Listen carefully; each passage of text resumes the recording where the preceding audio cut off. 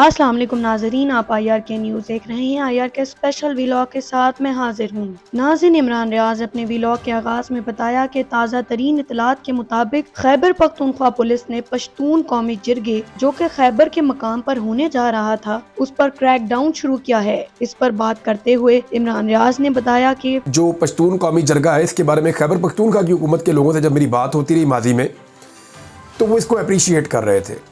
वो ये कह रहे थे जी बिल्कुल हमारे पश्तूनों के अंदर ये रवायत है कि हम जरगे के अंदर मसाइल लेकर आते हैं, जंगों के फैसले जरगे में हो जाते हैं, बड़े बड़े मसाइल जरगे के अंदर हल हो जाते हैं।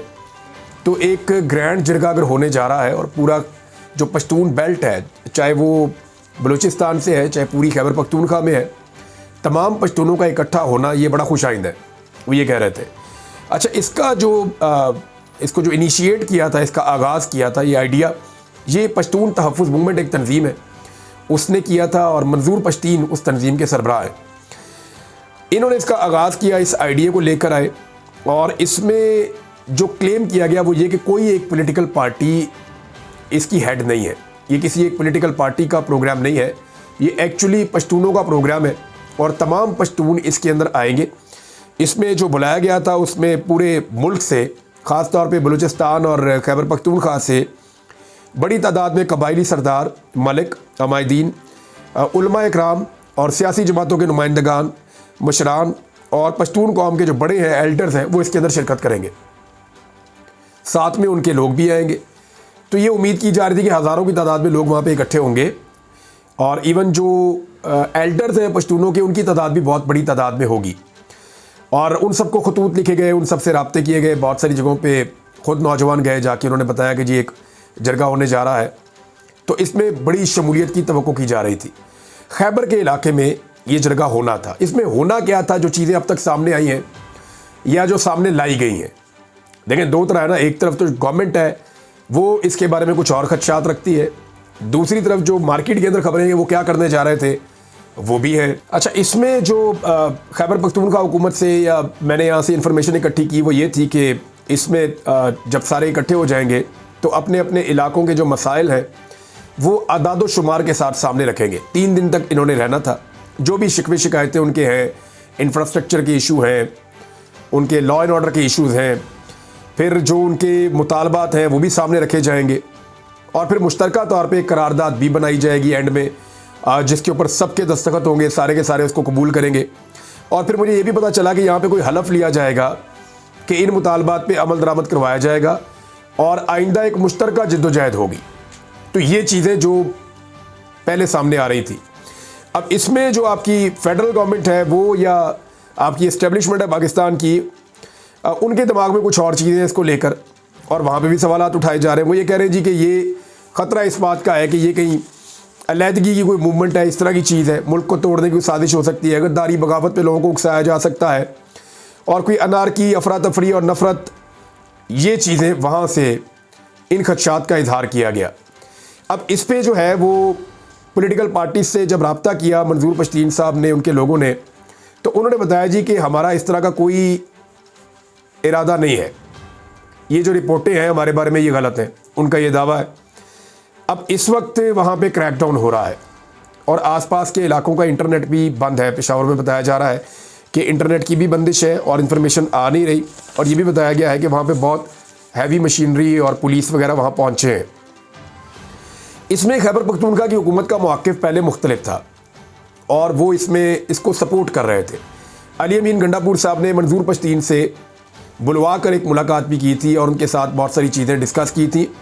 तब मैंने जब पूछा तो मुझे सोर्सेज ने यह बताया था कि जरगे को फैसिलिटेट किया जाएगा गवर्नमेंट की जानिब से, खैबर पख्तूनख्वा गवर्नमेंट की जानिब से। लेकिन उसके बाद फिर हमने देखा चंद दिन पहले जब यहाँ पे शुरू में एक्टिविटी शुरू की गई कि अब तैयारियाँ शुरू की जाए इस जगह पे, ताकि जरगा के लोग जैसे जैसे पहुँचे उनको वहाँ फैसिलिटेट किया जाए, तो वहाँ पुलिस ने क्रैकडाउन किया। तब मैंने खैबर पख्तूनख्वा हुकूमत से रब्ता करके पूछा कि जनाब आप तो कह रहे थे कि आप फैसिलिटेट करेंगे, आपकी पुलिस ने जाके क्रैकडाउन कर दिया। तो उन्होंने कहा जी हमने ये क्रैकडाउन नहीं किया, ना हमारी ये पॉलिसी है, ये वफाकी हुकूमत का फ़ैसला है और उन्होंने हमारी पुलिस को इस्तेमाल किया है। नेशनल एक्शन प्लान की एक ऐसी शिक है जिसके तहत उन्होंने हमारी पुलिस को इस्तेमाल कर दिया है। तो मैंने कहा जी अब आपका क्या इरादा है? उन्होंने कहा जी हम इसके मामले पे अदालत में जाएंगे, बातचीत चलेगी। ये मामला अदालत में गया भी हुआ है। वहाँ खैबर पख्तूनख्वा की हुकूमत ने कहा जी हमारा इससे कोई ताल्लुक़ नहीं है इस ऑपरेशन से, ना हम इनके ऊपर ऑपरेशन करना चाहते हैं। बल्कि मेरी जो मुख्तलिफ लोग इस कानूनी मामले को देख रहे हैं उनसे बात हुई थी तो उन्होंने कहा था कि हमारी पॉलिसी मुख्तलिफ है, वफाकी हुकूमत की पॉलिसी इसको लेकर मुख्तलिफ है। लेकिन फिर डी चौक वाला इंसिडेंट हुआ, अली अमीन गंडापुर साहब गायब हुए, फिर जब वापस आए तो उसके बाद जब मैंने अली अमीन गंडापुर साहब से पूछा तो उन्होंने मुझे ये बताया कि क्योंकि अब वफाकी हुकूमत ने आईने पाकिस्तान में जो उनके बाद इख्तियार है उसको इस्तेमाल करते हुए पश्तून तहफ़्फ़ुज़ मूवमेंट नामी पार्टी को बैन कर दिया है, कलअदम कर दिया है। तो मैं क्योंकि आइन के तहत मैंने हलफ लिया हुआ है, अब उन्होंने अपनी मजबूरी मुझे बताई कि जी मेरी ये मजबूरी है। तो मैंने उनसे कहा जी कि जो इल्ज़ामात उनके ऊपर लगे हैं ऐसे ही इल्ज़ामात और मुकदमे आपकी पार्टी पे भी हैं। आप फ़र्ज़ करें कल को आपकी पार्टी को भी वफाकी हुकूमत इन्हीं ग्राउंड्स के ऊपर कलअदम कर देती है तो आप अपने आइनी हलफ की पासदारी करते हुए पाकिस्तान तहरीक इंसाफ को भी एहतजाज के हक़ से रोक देंगे? ये मैंने उनसे सवाल पूछा। इसका उन्होंने मुझे सच कोई क्लियर जवाब उस वक्त नहीं दिया। अब मामला यह है कि इमरान खान साहब के पास जब ये मामला गया और उन्होंने जेल से इसको नापसंदीदगी का इजहार किया और उन्होंने ये कहा कि ये सूबाई हुकूमत के काम के अंदर मुदाखलत है। जब पहले पश्तून तहफ़्फ़ुज़ मूवमेंट का जो जरगे की तैयारी हो रही थी, जब पहले क्रैकडाउन हुआ था तो उस पर इमरान खान साहब ने रद्द-ए-अमल दिया था और उन्होंने ज़ोर दिया था इस बात के ऊपर कि ये जो आइनी और कानूनी हक़ है लोगों को वो मिलना चाहिए। अब इमरान खान साहब का ना कुछ चीज़ों के ऊपर बड़ा क्लियर मौक़िफ़ रहा है गुज़िश्ता 2.5 साल में, वो चीज़ें मैं आपके सामने रख देता हूँ। और इमरान खान साहब ने एक तो रूल ऑफ लॉ नंबर 1, वो कहते हैं जी मुल्क में रूल ऑफ लॉ होना चाहिए, कानून सबके लिए एक जैसा होना चाहिए और ताकतवर को कानून के नीचे आना चाहिए। नंबर 1 वो ये कहते हैं। दूसरा वो ये कहते हैं कि आज़ादी इज़हार राय, सबको अपनी बात कहने की आज़ादी होनी चाहिए और आज़ादी इज़हार राय पे कदगन नहीं होना चाहिए, मीडिया के ऊपर पाबंदियाँ नहीं होनी चाहिए। हाँ ये है कि कुछ सर्टन लिमिट्स होती हैं, आप कानून के ज़रिए कर सकते हैं लेकिन आप मीडिया का गला ना दबाएं, जो लोग बात करना चाहते हैं उनको बात करने दी जाए। नाज़रीन, जब आज़ादी इज़हार राय पे मैंने आपको बताया तो वहाँ पे सूरत हाल ये है कि हमारे एक सहाफ़ी हैं एहसान नसीम साहब, उन्हें जनाब एक कवरेज करने के ऊपर वहाँ की जो इंतज़ामिया है खैबर पख्तूनख्वा की, उन्होंने उनको गिरफ़्तार कर लिया है और उनको अंदर डाल दिया है लॉकअप में और उनकी वहाँ से तस्वीर भी आई है। अब एहसान नसीम साहब को सिर्फ सज़ा मिली कि उनकी कवरेज पसंद नहीं आई, तो खैबर पख्तूनख्वा की गवर्नमेंट को ये देखना पड़ेगा कि वो नारा लगाते हैं कि जनाब इस्लामाबाद में और बाकी जगहों पे तो आज़ादी होनी चाहिए सहाफ़ियों को, लेकिन क्या खैबर पख्तूनख्वा में सहाफ़ियों को अंदर बंद कर दें तो ये जायज़ है? उन्हें इसके ऊपर गौर करना चाहिए। नंबर 3, इमरान खान साहब कहते हैं जी हकीकी जमहूरियत इस मुल्क में होनी चाहिए। यानी जमहूरियत को आप बोलें तो वो ऐसे है कि हकीकी जमहूरियत की आप बात करते हैं तो फिर आपको एहतजाज की भी इजाज़त है पुरअमन तरीके से, आपको जलसे और जुलूस करने की भी इजाज़त है पुरअमन तरीके से। ऐसे ये जरगा वर्गा जो चल रहा है ये भी एक पॉलिटिकल राइट है, डेमोक्रेटिक राइट है, तो ये चीज़ें भी आपको इजाज़त है। तो और चौथी चीज़ इमरान खान साहब कहते हैं जी इम्तियाज़ी सलूक का खात्मा होना चाहिए। ये नहीं कि एक पॉलिटिकल पार्टी फेवरेट है जो मर्ज़ी करे, दूसरी फेवरेट नहीं है तो उसको उड़ा दें या उसको तंग करें, परेशान करें। ये 4 चीज़ें इमरान खान साहब ने शद और मद के साथ उठाई हैं हमेशा।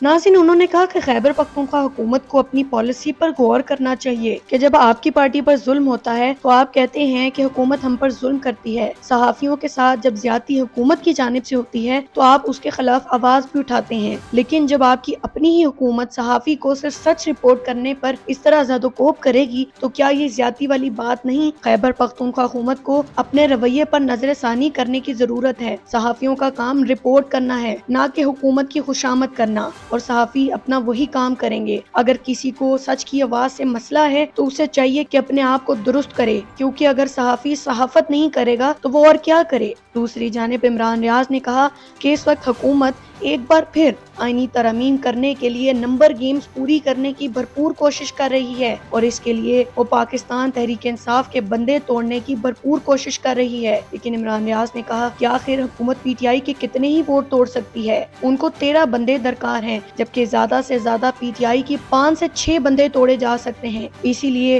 हुकूमत मौलाना फजलुर रहमान को भी इंगेज करने की पूरी कोशिश कर रही है, लेकिन अभी तक मौलाना फजलुर रहमान अपने मौक़िफ़ पर डटे हुए हैं। इसके अलावा सुप्रीम कोर्ट के रिपोर्टर्स और कुछ सीनियर वकला इस बात को रिपोर्ट कर रहे हैं कि हुकूमत ने आईनी तरमीम फेल होने की सूरत में दूसरा बंदोबस्त करना भी शुरू कर दिया है। एक तो ये है कि नंबर पूरे किए जाए और उसके लिए जोर लग रहा है, और दूसरा महाज ये है कि आने वाले जो चीफ जस्टिस हैं उनके साथ भी कुछ मामला इंगेजमेंट और ये चीज़ें, ये खबरें मुझे मुख्तलिफ जो सोर्सेज हैं, कोर्ट रिपोर्टर्स या जो बड़े सीनियर जर्नलिस्ट हैं और जो सीनियर जो लॉयर्स हैं वो ये बता रहे हैं कि कुछ ना कुछ खिचड़ी पक रही है। लेकिन फ़िलहाल जो है वो चीज़ें दोनों तरफ जमूत का शिकार है। नंबर गेम देख लें इस वक्त क्या है। नून लीग 111, पीपल्स पार्टी 70, MQM 22, काफ लीग 5, IPP 4, बलूचिस्तान अवामी पार्टी 1 और NP नेशनल पार्टी 1। तो हुकूमत के पास टोटल 214 बंदे हैं। इन 214 में से 2 बंदे निकल गए, एक इलियास चौधरी और एक आदिल बजवी, और एक वोट जो है वो स्पीकर कौमी असम्बली अयाज सादिक आईनी तरमीम में नहीं डाल पाएंगे। 3 वोट कम होते हैं तो ये रह जाते हैं 211। अब इन्हें बाकी चाहिए 13 नंबर मजीद। 13 नंबर कैसे पूरे होंगे मुझे नहीं लगता।